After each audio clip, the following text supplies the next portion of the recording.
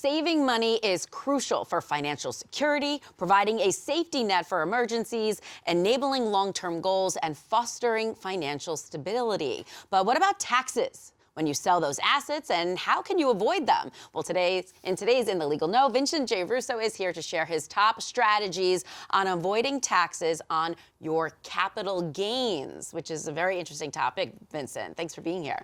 My pleasure. And it's an important one. As you say, we really need to minimize taxes, avoid taxes, and use that money for our financial security. All right, so I'm going to start with the basic understanding of the tax law first. Okay. And then we'll get into the capital gains. All right? There are two types of taxes. There's ordinary income and there's capital gains. Ordinary income, wages, interest, dividends, self-employment, rental income. That's ordinary income. Capital gains, sale of stocks, mutual funds, real estate, a residence. And so there's a big distinction here because the tax rates are going to be different. The capital gain tax rates, generally long-term capital gain rates, are lower than ordinary income. So then we get to capital gains, right? And so let's start with what is a capital gain, all right? A capital gain is a sale of an asset for a profit. Very simple, right?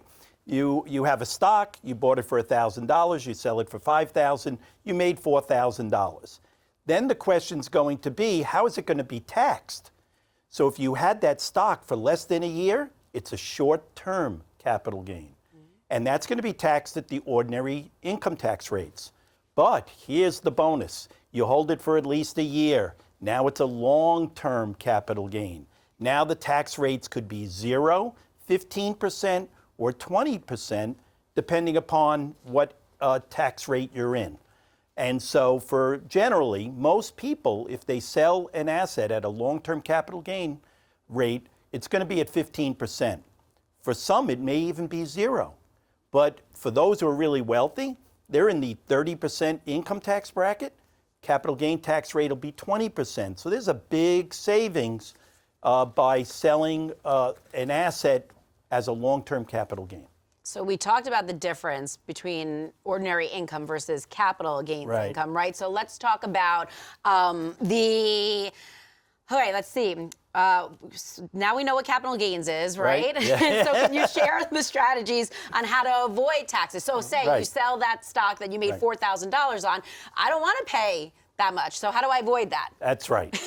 We want to avoid the tax or at least minimize it. And so here are two basic strategies. One is, if you sell an asset, think about whether you've held it at least 1 year. Don't sell it after 11 months and have a short-term gain when you could sell it a month later as a long-term gain.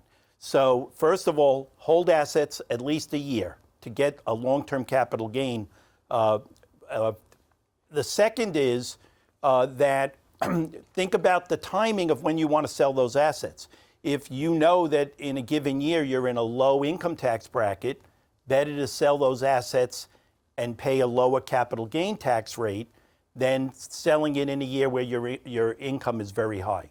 So those are two basic strategies. Hold at least a year, and then sell, if it helps, if you have the opportunity, sell at a lower tax rate in a year you have lower income. I guess, people watching at home, one of the bigger probably ones was selling a home. You bought your home for X amount. Now you're going to sell it because it's a few years down the road and you've made a decent profit on it. Do you have any advice for that? Absolutely. Two strategies. One is qualify for the capital gain exclusion. If it's your primary residence and you live there 2 out of the last 5 years and you own that home, your gain is offset by an exclusion of $250,000.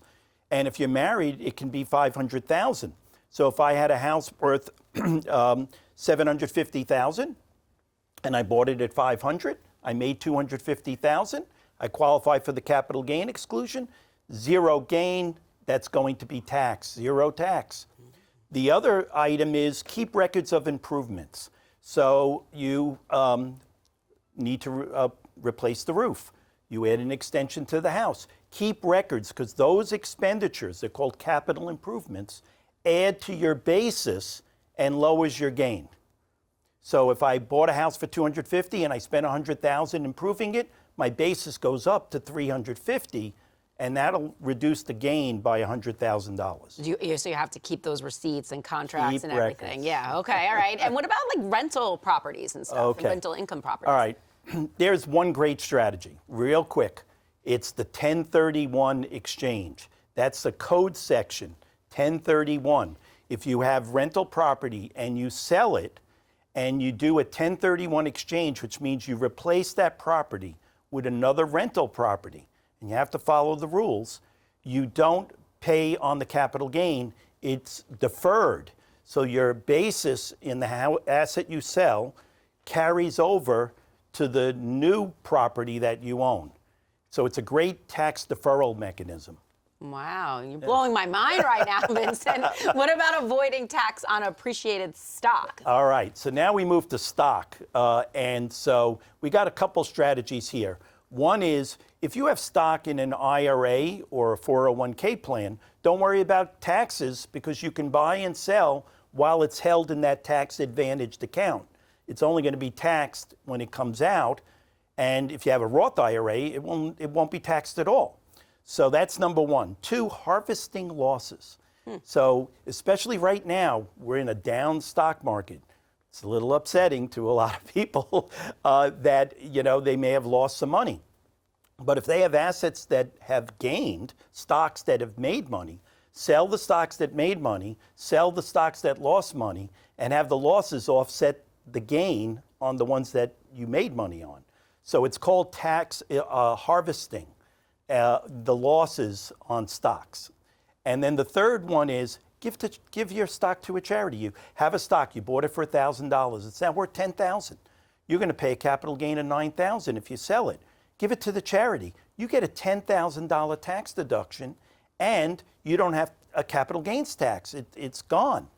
And so you can help your parish. You can help CFN, you can help your favorite charity. It's all good. Okay, all right. Well, is there any other favorite strategies, before we go? Okay, so let's think about this. The last strategy I'm going to suggest is perhaps you don't sell the asset. It's gained tremendously over time, and you're going to leave it to a family member. So if you leave it to a family member when you pass away, there's what's called a step up in basis, and it completely avoids the capital gain tax. So you have a house, it's worth $500,000, you bought it for $200,000, you leave it to your child. When that child receives the house, the basis goes from $200 to $500, they sell it at $500, zero tax. All right. Well, I bet. So everybody, it's a lot to digest, but Yes. you break it down very easy for us and everything. Just, if people want to contact you, just tell everybody where they can go. Okay, they can go to our website at vjrussolaw.com or call us at 516-683-1717. For those who have these issues, see a tax professional or an experienced accountant or lawyer who can help them.